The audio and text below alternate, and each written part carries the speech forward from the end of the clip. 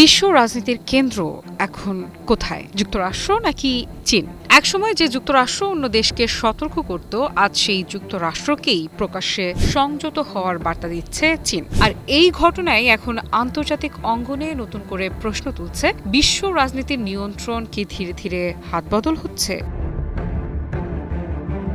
মাত্র কদিন আগেই মার্কিন প্রেসিডেন্ট ডোনাল্ড ট্রাম্প চীন সফর শেষ করেছেন। বিশ্লেষকদের অনেকেই বলেছেন, কাঙ্ক্ষিত কোনো বড় সমঝোতা ছাড়াই ওয়াশিংটনকে ফিরতে হয়েছে। এরপরই বেইজিংয়ে হাজির হন রাশিয়ার প্রেসিডেন্ট ভ্লাদিমির পুতিন। আর এতেই আরও স্পষ্ট হয়ে উঠেছে, বর্তমান ভূ রাজনীতির সবচেয়ে গুরুত্বপূর্ণ কেন্দ্র এখন চীন। ঠিক এমন সময়েই নতুন এক ইস্যুতে যুক্তরাষ্ট্রকে সরাসরি বার্তা দিল বেইজিং।